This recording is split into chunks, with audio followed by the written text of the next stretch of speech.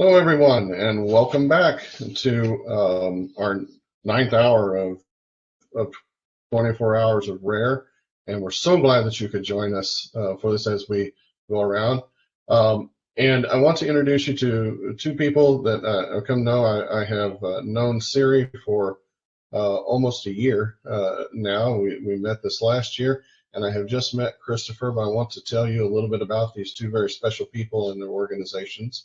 First, I'll start with Siri Vaith. Siri has been involved, and she runs the CFRI organization, and and that began soon after her daughter Tess was diagnosed with cystic fibrosis in 1995. And prior to joining CFRI staff, she served on the board of directors for 10 years. And Siri has a bachelor's in politics and social welfare. She brings many years of nonprofit experience to CFRI, including previous positions as executive director to Big Brothers Big Sisters of Santa Cruz County, nonprofit grant writer, and a Head Start social worker. In addition to Tess, Siri has a 21-year-old son. She lives in Santa Cruz, California. Siri, welcome. We're so glad to have you, and you're representing CFRI, and we're working with you this last year. CFRI is just you're an amazing organization. I also want to introduce Christopher Valona. He is the CEO for both CSG Consulting and Project Sebastian, a private nonprofit raising money and awareness for a fatal and curable childhood illness called Batten disease. 2011, Christopher's oldest son, Sebastian, was diagnosed with Batten's disease, and since that time, Christopher has spent 10 years creating a presence in the Cannondale world in an effort to reduce symptoms Sebastian was experiencing. As a dedicated father, he has relentlessly researched and partnered up with some of the most cutting-edge doctors and researchers in the medical field. Christopher's focus is passion on finding a cure for Batten's disease. The key to positive thought processes to my situation. Group counseling is very effective in this regard in all areas. Due to the painful experience, Christopher created CSG Consulting to help families navigate through the bureaucratic and complicated system. Christopher has emerged as an expert in assisting families who experience childhood illness in addition to utilization of cannabinoid products as address symptoms related to childhood illness and everyday life use. Educating, researching, and consulting with families is a priority that will remain his life's work. Welcome, Christopher. We're glad to have you for Project Sebastian. So with that, Siri, you are the floor is yours, and looking forward to seeing your presentation. Thank you so much, Jeff and Christopher. It's an honor to be here with you and everybody who's with us today. Happy Rare Disease Day. It is such an honor to be here and help hold down with my partner Christopher this noon leg of the 24 hours of Rare for the West Coast. I am right now in Northern California, where CFRI's office is located. And as most people know, California is huge. We are a very large state. We have around 40 million people. So if you think about the impact of rare disease in our state, knowing that about 1 in 10 people live with a rare disease, that means that here in our state, 4 million people are living with a rare disease. And obviously, we know the impact goes far beyond the person who is impacted. So, and of these diseases, rare diseases, one is cystic fibrosis, which I'm going to share a bit with you. I'm about to launch my slides. One thing I want to share, hopefully people will learn more about CF, people will learn more about what CFRI does, but we work so closely with so many rare disease partners, and I'm just hoping that people can glean things from what we do, and conversely, that we are always learning from one another. I'm looking forward to hearing from Christopher and about his amazing work. So with that, I'm going to launch my slides, so please bear with me that this works.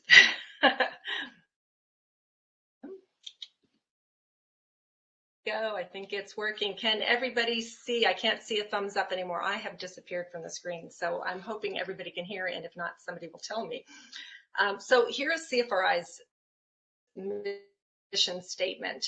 And the key takeaway from here is that we basically have 4 legs on our chair. We pursue research for a cure, education programs for the community. We advocate relentlessly, and we are very, very committed to providing psychosocial support. So CF is a rare disease. We're kind of a loud community, so a lot of people think there are more people impacted in the country than there are. There are about 31,000 people in the United States diagnosed with cystic fibrosis. The number that's thrown out there worldwide is 80,000 people, but we know that is just grossly undercounted because there's such a lack of testing in so many countries. In the United States, 1 out of 31 people is a symptomless carrier of the CF gene. I obviously, with a daughter with CF, am a carrier. There was no history in our family prior to my daughter's diagnosis, but it really varies in terms of carrier status around the globe. So if you are in Ireland, 1 in 19 or 20 people is a carrier. It's much more common there. So it does vary where you are located. But having said that, it does impact all ethnicities. Pretty much no one is left unscathed by this. So as a community, we've been very, very fortunate to have advances in drug therapies that have extended life expectancy. But these new drugs, they're CFTR modulators, not everyone can take them because of the specific CF mutations. And unfortunately, last year, half of those who died from complications of CF were under the age of 31. So as was shared, my work is incredibly personal for me. My daughter Tess was diagnosed in 1995. California, of course, now, as does every state in the US, has CF on the newborn screening panel. But this was, of course, many years before that. And while we were lucky that our diagnostic journey, I know for many people in the rare disease community, it goes on for years. She was diagnosed at the age of 5 months. But those were 5 long, hard months when I was very worried my baby was going to die. And I will say that when she was 5 months old, she still weighed, 9 pounds something. She could not reach 10 pounds. And it wasn't until she developed pneumonia at 5 months that somebody thought to do the sweat chloride test that led to her diagnosis. Of course, it's very personal, but once you engage in your community, it becomes so much bigger than that. So CF Rise programs, we won't belabor this. This is just my, shameless way of working in the beautiful Golden Gate Bridge. But I will talk more about these programs in a moment. But the first thing we do fund is research. And since 1977, CFRI has funded over 300 CF research projects. And I really should back up because I know there are so many rare disease groups that are starting, they're in their infancy. And CFRI was founded in 1975 by a group of parents who kind of broke off from the larger foundation because they really wanted to control their funds for research. And so they, at the time, were located in Palo Alto. There we are right next to Stanford. That launched it. But through the years, we have now expanded funding. We fund projects all across the country. And I threw this photo in here just because if anybody's watching this who is in the field of CF, they're going to know that some incredible movers and shakers in the field of CF are in this photo. All these people are part of our research programs. So next, education. We have lots of different education programs. For me, I found CFRI through its education conference. Tess had just been diagnosed. I was in clinic. I was so shell-shocked. And CF is a very complex disease. It's most known for causing progressive lung damage and respiratory failure. In fact, that's why most people die from CF is respiratory failure. But it is a multi-organ, multi-systemic disease. So it was like being at boot camp, all the things I had to do every day for hours every day for my daughter's health. And I saw this flyer for a CFRI conference and went to it. And it was like I'd walk through the magic doors. I found my tribe. I found my community. I learned all this information, and CFRI really became a home. So this is the flyer for this year's conference. We already have people signed up from Iceland and New Zealand. So if anybody's interested, it's free, and I invite you to join us. We also have a thriving podcast program covering everything from the day-to-day lives of people living with CF and interesting careers people have pursued despite the challenges they face with CF, to going to the labs of CF researchers and interviewing them, or addressing issues that are impacting people with CF, bone disease, sinus disease, liver disease. And I would say this podcast program has been so key during this past year with this horrific pandemic. And we have had, I'm losing count now, but I think we've had about 14 podcasts with Dr. Rick Moss, who's just a preeminent CF pulmonologist, specific to CF and COVID-19. And this was a more recent one on the vaccines with the rollout.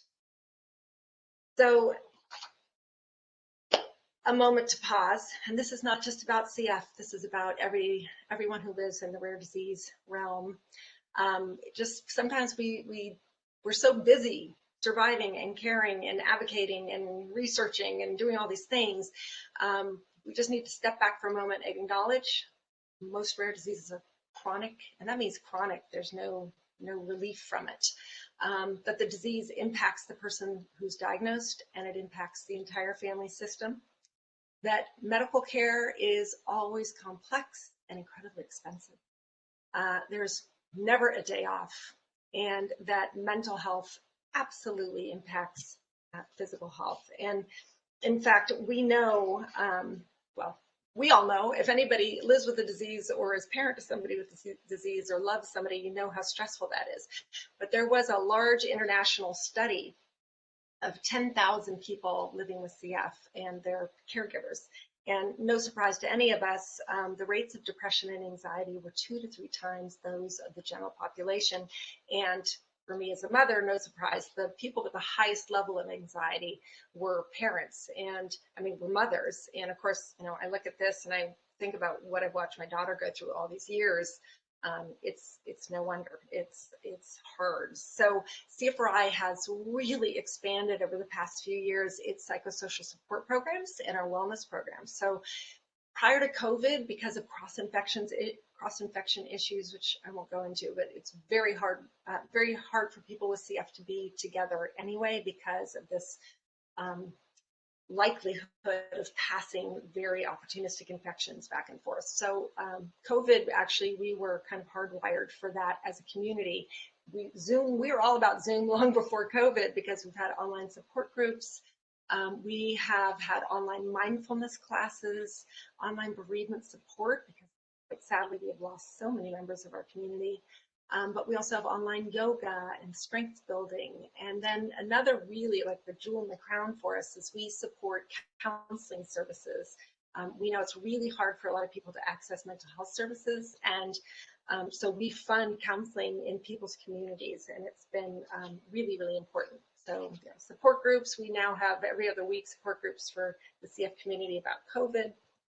And then we also offer these retreats, which were in person before. Of course, last year, this year are virtual, but we have a retreat for adults with CF and their loved ones. And then we have a retreat every year for mothers of kids with CF, and people fly in from all around the country to join us. And so now the final fourth leg on our chair is advocacy.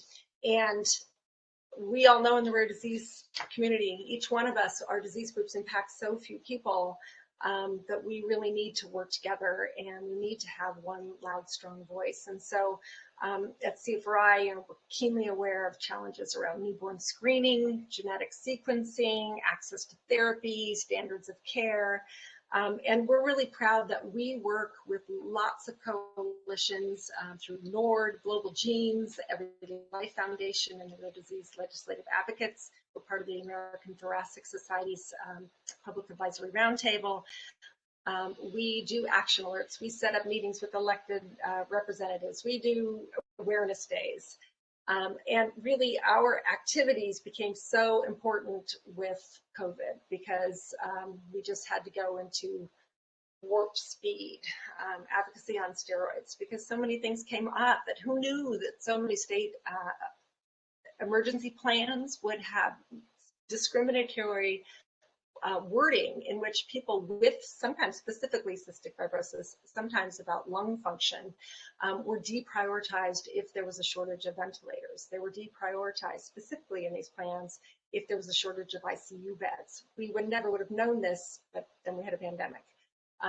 Extended family leave for people, but we're also really involved with working against copay accumulators, which are burdening financially many, many members of the rare disease community. We're working tirelessly on vaccine prioritization, just because people with rare diseases are getting left off the list of people who are prioritized. So we have a lot to do. And then the final thing is helping to establish rare disease advisory councils in every state in the country. And we're moving legislation forward right now in California, SB 247, that we are hoping will pass. So with that, hopefully people will reach out. Again, you may not be in the CF realm, but we can learn from one another. I'd love to connect with people. Here's our email and also our website. And with that, I'm going to stop sharing my screen. And I think Jeff is kindly going to launch a brief video where it just brings visually more things to life that I just discussed. Thanks, Jeff.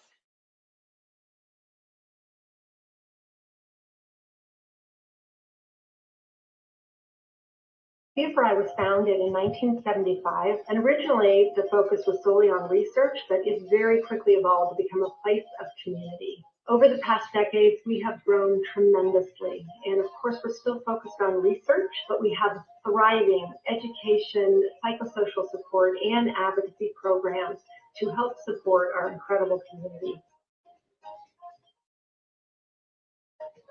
CFRI provides seed funding for promising ideas in new lines of basic research. The thing with research is once you answer a question, 10 more appear. And so it's like there's never an end to the depth you can go in understanding the human body and its interaction with bacteria. The regular educational opportunities that CFRI offers are so important to help families, clinicians, and researchers keep up to date with the latest and the greatest in the CF world and ultimately ensure their loved ones and patients can take full advantage of the progress that's being made. What sets CFRI apart in providing access to vital education is the intimacy and sense of community that runs throughout the educational experience. Whether you're new to CF or a veteran, you'll be welcomed with open arms and provide support and a sense of hope.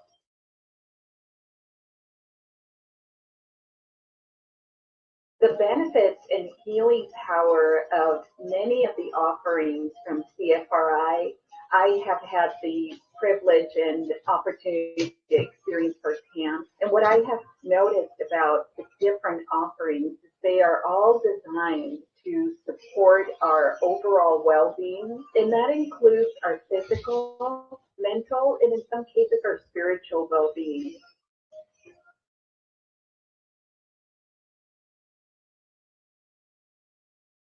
What it means to me to be able to take part in advocating for cystic fibrosis is meeting the responsibility and duty that I feel as a CF patient to my community. As someone without a science background, there's a lot of development around CF that I'm not able to take part in. But through my partnership with CFRI, we've been able to do some incredible work advocating for state legislation and federal legislation to improve the quality of lives of CF patients nationwide. We're excited about where we've been and how far we've come, and even more excited about where we're going. It is our honor to serve the CF community, and we want to connect with you. Visit our website for ways you can participate in our programs to support you on your journey, and join us as we continue on our way to better the lives for all those in the CF community as we work towards a cure for cystic fibrosis. Thank you, Jeff. And what's funny about that is I wanted the film because people were moving, but I think because of internet issues, it was just a series of photos instead of films, but that's okay. So I'm so grateful to the organizers of 24 Hours of Rare to be a part of this on kicking off Rare Disease Week. And I will stick around to the end, but right now I am really honored to pass the baton to my friend Christopher, who's down in Los Angeles. So Christopher, welcome. Thank you, Siri, for that awesome presentation. And have really had no idea how much was going on in that rare disease, to be honest with you. Been a little bit busy in my own rare disease of the world. I would definitely be checking out everything that you are trying to make awareness happen. And thank you, Jeff, for inviting me to such an amazing event. Once again, my name is Christopher Vallone. I'm the director at Project Sebastian here in Los Angeles, California. We're a local 501c3 charity in a little town called Santa Clarita by Magic Mountain. And I'm the proud father of 2 young boys. My youngest, Gage, who is going to be 16 this summer, who's just awesome. And of course, the namesake of the charity Project Sebastian, who will be turning 18 this summer as well, and who's been living with Batten disease all of his life. So that's just a little bit of background. What I'd like to do is just to kind of go into some facts about what Batten disease is, because like a lot of you watching all of these different types of rare disease, over 6,000, I believe, currently in this world, you probably never heard of Batten disease, and I didn't either until I had to actually look at it. So a lot of people ask me, what is Batten disease? I don't understand it. So I'm just going to kind of give you some scientific background, and I'm going to give you at the end my own rendition of what it's like to be a dad. So bear with me. It's just a lot of jargon here. I'll probably get it wrong. It's hard to. Anyway, Batten disease, or neuronal ceroid lipofuscinosis, or NCLs. Sorry to the scientists, I butchered that.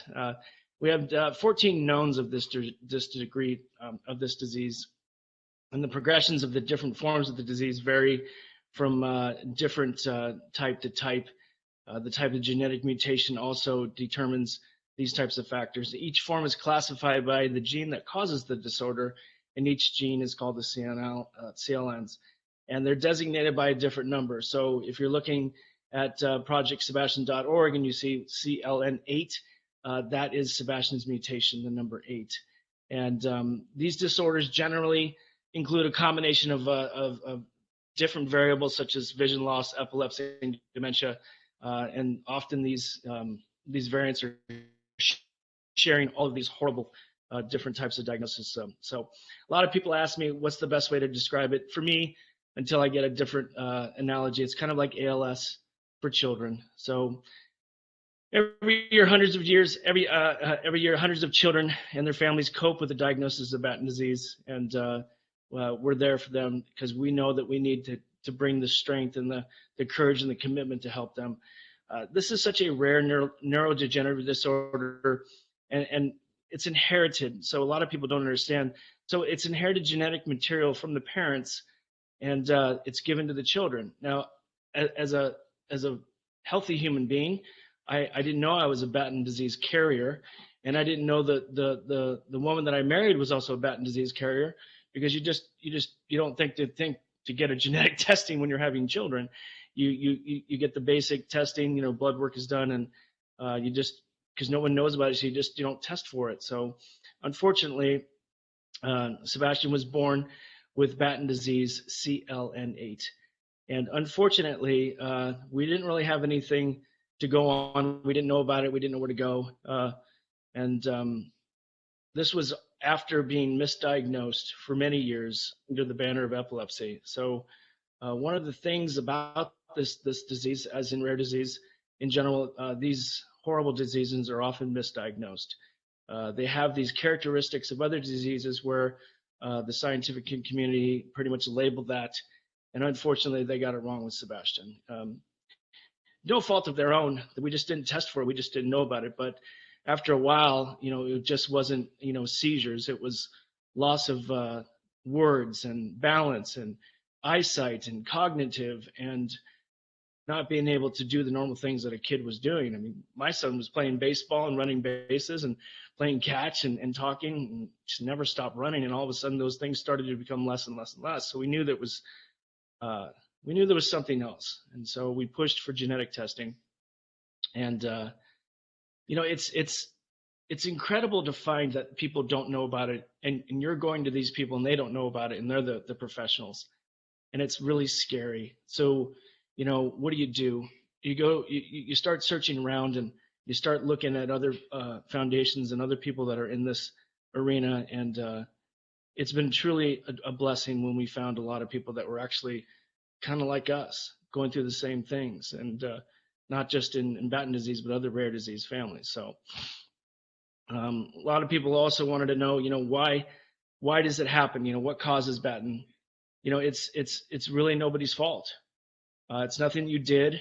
It's nothing that your family, your parents did. It's just an inherited genetic disorder. And these affect the function of the tiny bodies within the cells called lysosomes. And these are the recycling bin, and the cells regularly break down the waste and proteins that are naturally occurring in the brain. And in Batten disease world, they don't have that ability anymore. So it attacks the brain. And it's very, very sad, because it's a very quick and destructive process to watch your child slowly not be able to do the normal things that your friends' children are doing, and you just have to wait until there's some sort of a treatment. And let me tell you, there's not a whole lot of treatments out there, and there's not a cure. It's unfortunate that this disease is fatal. Today, it is still fatal. And the biggest problem we have is time. Time is the enemy. It's very frustrating. So how rare is this? People always ask that, how rare is that? We never heard about it. Well, it's not known today how many people have Batten disease, but some people would estimate that it's 1 in 12,000 people. 2 out of every 4, 100,000 children being born. So 2 out of every 4 of 100,000. Many more individuals can be carriers. Many more may have the defective gene that they don't know about. So the numbers are still coming in, and that's because we keep creating more and more awareness. So a lot of these people say, well, why didn't you know? And the diagnosis, where was that at? We didn't think to get a DNA test. He was having epilepsy. We'd take pills for the rest of our life. We were cool with it. But as we later found out, that wasn't it. You can get a DNA test. You can get measurement of enzyme activities. You can get blood and urine tests. You can do skin tissue sampling. You can get EEG monitors for the brain using electrodes. You can get the study of the eyes. The eyes are telling us a lot about this horrible thing. MRIs and CT scans. I mean, the lists are so much more than what it was when we first got the proper diagnosis back in 2016. So is there a treatment? There is no specific treatment known currently to cause any of the reverse of the damage that's done by this horrible disease in any variant. The only thing that's out there right now is for other CNL2, which is called ERT, which is enzyme replacement therapy, created by a company called Bernera, that has been shown to slow the effect of the progression of these symptoms, where these children now have a longer lifespan in hopes that we can get to a cure. So there is some science moving. It's great.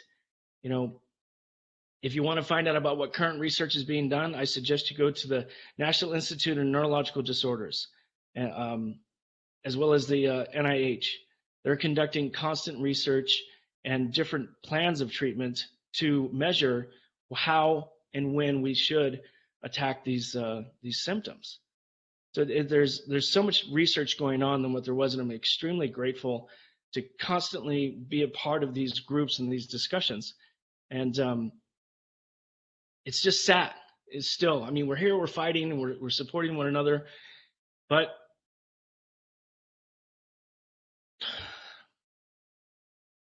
sorry, I get worked up.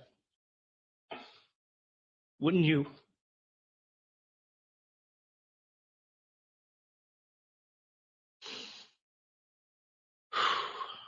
So now what? Well, there's no cure. Time is the essence. Everyone is diagnosed that doesn't know how much more time they have to live, and this is a horrible disease. It begins with blindness, loss of speech, loss of body movement. And eventually, the body begins to deteriorate, and all the muscles in the body, they're gone.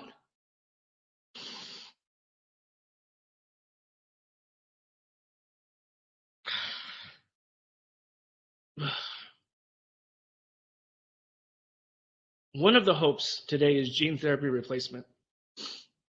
It's been shown to stop the progression of this disease, but not every child is able to get to that point.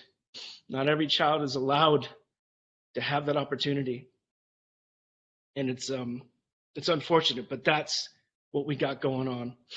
And we're trying to get Sebastian to gene therapy replacement to stop the progression of this disease so that we can continue to fight for a cure. Awareness is so necessary. Being in groups like this or talking to people, it's just extremely important. Another part of this problem, as in any rare disease, it costs a tremendous amount of money to even begin a foundation or a treatment or to rally for a cure. It's so very hard. Siri said it best. There are no days off in these rare disease categories. There's just no days off. It's just constant, work, help, rehab. And then rest is like, maybe an hour or two a day. It's relentless. You can't stop because the disease doesn't stop. And that's just the truth. So we need people like you to help us fight. We need more awareness. We need more research. We need more money. This is all vital for the success of any cure. We need prayers. We need hope. I'll give you a couple of tips on how I do it. Physical therapies, working out, has been shown to be a tremendous time saver in the destructive of this disease, meaning that we're able to continue to walk, we're able to speak, we're able to do simple things, fine motor skills. These things are all coming back by just a series of different types of therapies. Physical therapy, of course, is one. Another one is using holistic type of measures. Find some people outside of the scope, if you can, to talk to you about electronic types of machines that stimulate the muscles. I'm going to give you two of the things that have helped Sebastian walk and run today where he wasn't able to before. Now, a few of you are watching, may have been following our foundation for a while, and you've seen the change from where he couldn't walk to where he's running. And this was from a couple of machines. One of it is called the PEMF bed, which is pulse electromagnetic frequency, where it sends out these pulses to the body, laying on a bed, which repairs the damaged cells that are able to remove the toxins from the body and actually regenerate new cells to continue the process. We do that a couple of times a week. You can find that in your local therapy, or if you want to contact me, I'll direct you to a PMF bed anywhere in the US. Another great thing was the Newbie made by NewFit. And this is called electronic stimulation by mapping the body to stimulate neurologically the areas that need to be repaired. I know it sounds crazy, but when we have these therapies for Sebastian and other people we've told him about it, we found out about it from another child in Texas. So this is the amazing work that these doctors are presenting for our kids. They're actually helping us walk. They're helping them talk better. They're helping them do things. Fine motor skills are starting to come back. But it's got to be a consistent process. It's not a one and done. And that's the fight. That's the fight. We have to keep fighting. I would also implore you to search around to other family foundations in your rare disease category and call them and introduce yourself and say, hey, I need help. I need help. I did it. You can do it too. Had Kristen and Gordon not picked up that call, I don't know where I would be today. They are the people that had spearheaded gene therapy replacement for CNL6.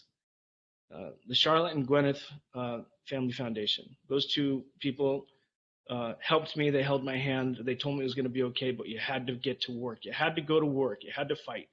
And we have. And we've become such a force in this community, and we are continually growing and by leaps and bounds. How do we do that? We do that through awareness. We do that through local government. Bake sales and car washes only get us so far. It's hard. We need friends in high places in government, so we turn to government. So Project Sebastian is basically working with leaders in the community today, such as our senators and our local congressmen, in an effort to bring it, to actually give you a bipartisan effort, creating California's first ever Batten Disease Awareness Weekend in June. It's amazing. It's amazing. You know, creating awareness for your state is just the first step. We got to create the awareness for the rest of the world. We got to keep pushing for more fundraising. We have to keep going through Congress and asking for more money for Batten disease research for these kids. And yes, I too have a podcast. Everybody's got a podcast. That's great. I love podcasting. We talk and we share and we cry and we get angry. You can find me on the Connections with Purpose podcast, where we interview families just like Siri's about the trials and the tribulations of going through your rare disease on a daily basis. And then we get, you know, tips and tricks. We get contacts. We get information that we're, you know, going to use, hopefully. All I got to say is that I'm extremely grateful for my life today. I do my days just like everybody else that's listening, one day at a time. It's the only thing you can do, one day at a time. I woke up today. I'm grateful. I get another chance to fight for my kids. We are their advocates. We are their voice. We have to keep pushing. We must. And even if people say that it's not for nothing, your child's going to die, that's okay. You have an opinion. But the things we're doing right now will help children in the future. I guarantee it. Not every one of our children are going to make it. They will die. But just think what we will do for the others. And who knows? Maybe there will be a cure within our children's lifespan and they will be saved. So it's up to you to do your part and to help all of rare disease spread its awareness. Reach out, talk to me, talk to professionals. We're currently working with nationwide children's centers in Ohio, Sanford Research Group. There was a person on the panel today working with the CORDS program. It's such an amazing, doing natural history studies for your disease so that people can actually share, which has been my motto. God, I want to share everything. You know, help another family achieve some sort new level, to level up and to help them stay relevant and not feel like they've just lost everything. We're stronger in numbers. And it's because I reached out to Jeff saying, hey, I like this idea. Can I join? He said, sure. It was that simple. And here I am spreading my awareness about Batten disease. Batten disease families need your voice. They need your support. And I do too. So if you have any questions, you want to reach out to me, info@projectsebastian.org. Just send me a line. I'll respond. I respond to every email I get. So with that, I'm kind of like exhausted. So thank you both for inviting me to this amazing talk today. I hope you learned a little bit about Batten disease, and I hope you reach out, and I hope that you follow me the rest of the week, because I'm going to be doing a dad's panel on Tuesday at 9 a.m. And we're going to talk to some other dads, and we're going to talk more in depth about Batten disease and how we can all collaborate and how we can all just support one another. We need to support each other. This is a tough thing. And without communication, it just gets worse. So with that, I thank you. Thank you all for listening. All right, Christopher and Siri. Christopher, you had sent a video over. I want to play that real quick for everyone to see. So hold on tight with me.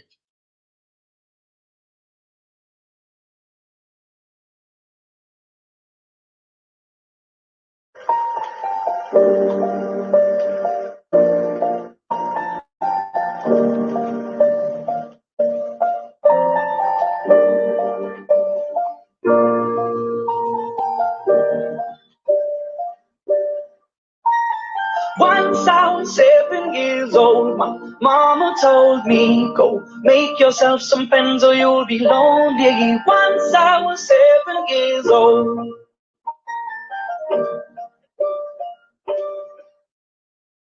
It was a big, big world, but we thought we were bigger, pushing each other to the limits. We were learning quicker. By 11, smoking herb and drinking burning liquor.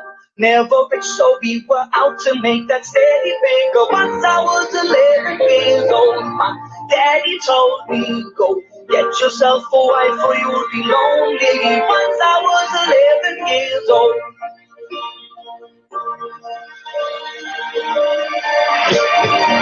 I always had that dream like my daddy before me. So I started writing songs, I started writing stories. Something about that glory just always seemed to bore me, cause only those I really love will never really know me. Once I was 20 years old, my story got told before the morning sun when life was lonely. Once I was 20 years old.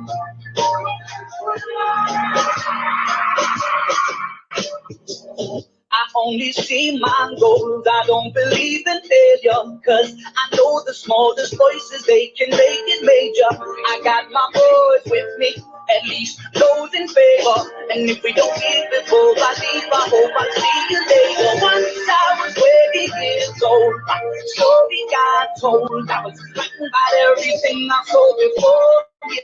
Once I was 20 years old.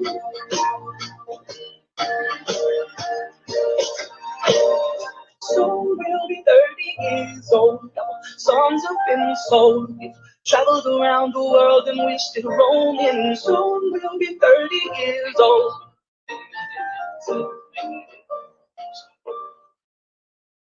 I'm still learning about life. My woman brought children for me, so I can sing them all my songs and I can tell them stories. Most of my boys are with me, some are still out seeking glory, and some I had to leave behind. My brother, I'm still stopping. Soon I'll be 60 years old. My daddy got 61. Remember life, and then your life becomes a better one. I made a man so happy when I wrote the little ones. I hope my children come and visit once or twice a month. Soon I'll be 60 years old. Will I think the world is cold? Or will I have a line of children who can go?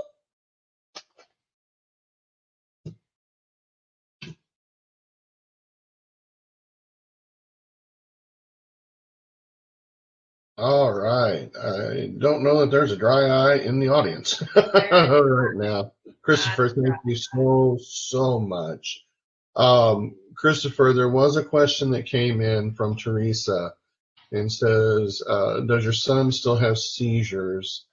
We were told we could not use PEMF because of them. We have access to it weekly, but he does not use it. Great question. Sorry, that video was made by one of my board members for our last event. It was just awesome.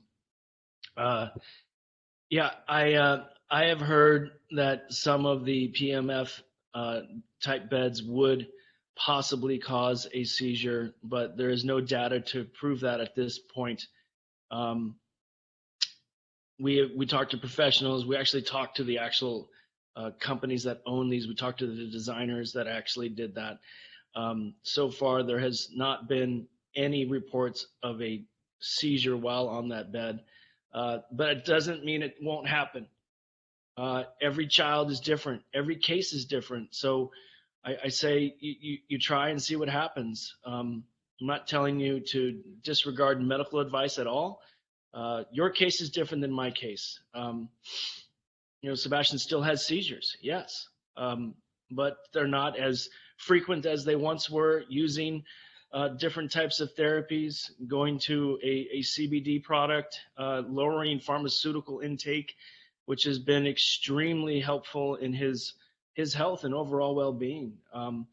But obviously, I always say, please contact your medical provider and listen to your doctor.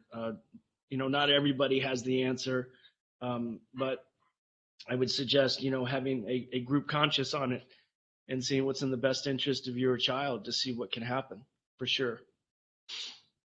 All right, thank you. And then Siri, I'd like to put this one to you, because with this, how hard is it to partner when there is more than one organization dedicated to your diagnosis group? What a great question. CFRI, as I said, starting at the very beginning, really the Cystic Fibrosis Foundation was the be-all, the lone ranger. And thank goodness for the foundation. In many ways, it's been a leader in rare disease and having a registry, creating standards of care. It's a phenomenal organization. But as I like to say, you know, we all can go to Costco and we can get our tires and our glasses and our groceries and our clothing, but that's not the only place we want to shop. And that sounds like just a very crude metaphor, but I really do see like the foundation is so incredibly important. But again, what we are all needing is to find a way and a place where we can engage, where we feel like our efforts mean something, where we find our community. And so we're really fortunate at CFRI that we are part of the Cystic Fibrosis Engagement Network. And there are about 5 other organizations besides our own: the Boomer Esiason Foundation, the RockCF Foundation, Emily's Entourage, CF Lifestyle Foundation. Did I say the RockCF Foundation? I'm forgetting who have I left? Monell Foundation. And the great thing is we all do different things. We have, you know, crossover, obviously, of people. I know there are people who are very involved with the foundation and very involved with CFRI. The key is, I think, we are all stronger together. We find ways in which to, we do different things, but we promote one another, and that includes promoting each other's fundraisers. Because again, we need money, whether it goes to CFRI, whether it goes to another CF organization. We're all focused on one thing: it's trying to end the suffering of our loved ones, to find a cure for this disease that is still fatal, that still has no cure. And so I think that the best way for organizations is to find, because I do know in many rare disease spaces, these smaller groups do form. And I think communication is key, and that it isn't a sense of like a turf war. It's about how do we open up and bring in as many people from our community who are impacted by this disease. But as Christopher so eloquently said, you know, we need everybody. We need people who don't have a loved one with Batten's disease or cystic fibrosis to care and to help move this forward and take part in advocacy and donate money and make connections. And so the more these groups in the same disease group come together, the more that's going to happen. Everybody's going to be firing on every synapse is going to be launching. I hope that answered that question. And I would say just the key thing, communication, reach out to one another. And I just have to say personally, Christopher, it's been just such an honor to share this morning and this presentation with you. I have learned so much, and I was crying with you. It's the ache and the fear. And, you know, what you said, you can't stop because the disease doesn't stop. And that is what everybody here feels, that is pushing forward. So thank you so much. Thank you. Thank you both. I do have a question for both of you, and don't care who goes first. And it's kind of it's kind of what's been happening with some of the trends out there. But what do you see as the future of social media networking with your group? Do you stay on something like Facebook, or do you move to more of a private, independent platform type of a thing? You know, everybody's got an opinion about that right now. So there's no wrong answer here. So, Sari, would you like to go first? Ladies first. Well, I don't know about that. And am I a lady?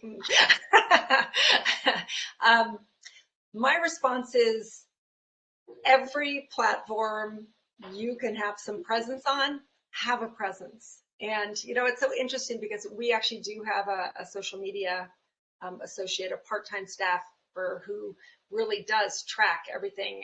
It's of course Facebook, Instagram, Twitter, LinkedIn, just every quite frankly, we want to start a TikTok trend for CF.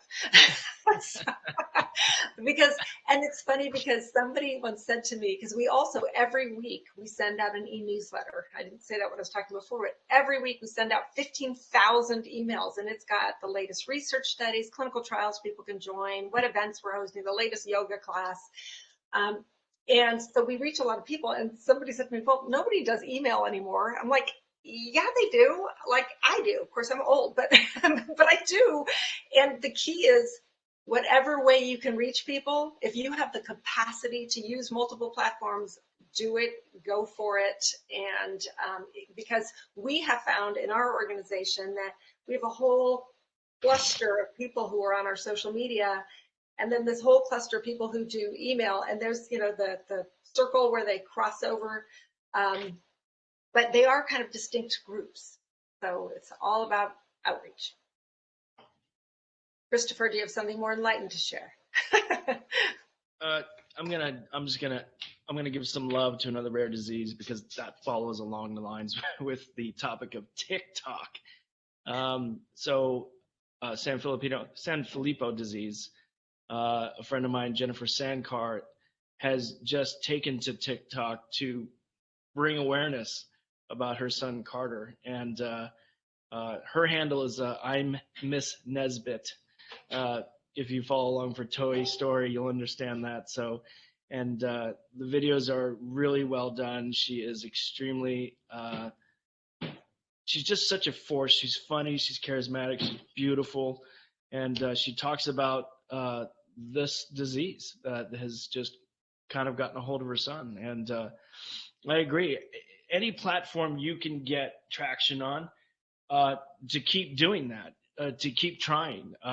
You know, I was just introduced to the new platform, the podcast platform. Oh my God, it escapes my mind. Sorry. Well, was it Clubhouse? Is that the one? Yes, Clubhouse. And Yeah.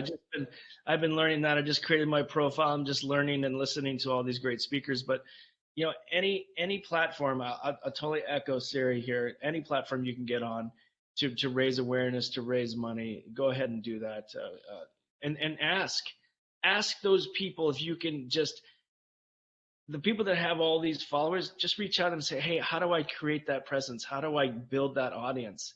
They'll be happy to share it with you, because the more awareness and the more likes that they get, the more followers, the more people that are listening and tuning in. And if you can, you know, find somebody that is actually controls that conversation, a celebrity, somebody who's an influencer, if you will, for your rare disease category, because that helps so much about actually people will tune in and listen.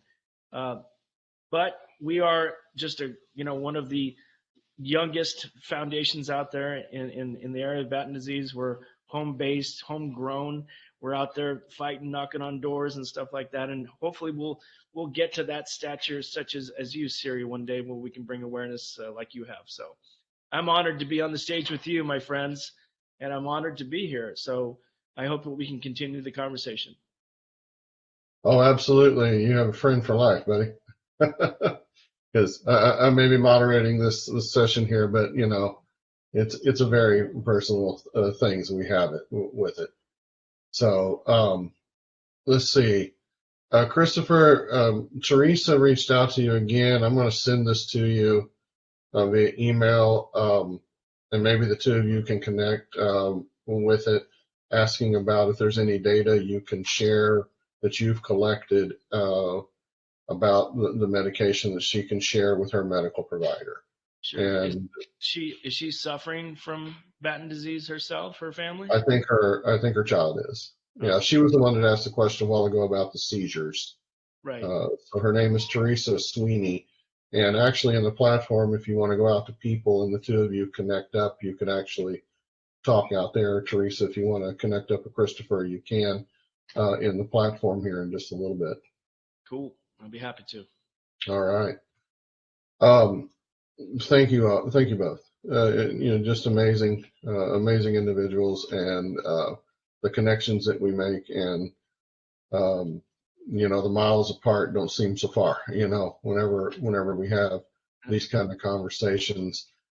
We really appreciate everything that you all are doing in the rare disease community, and the outreach and the awareness and the battles that we fight and carry on with, the advocacy, for it, the champions that you are. So thank you both.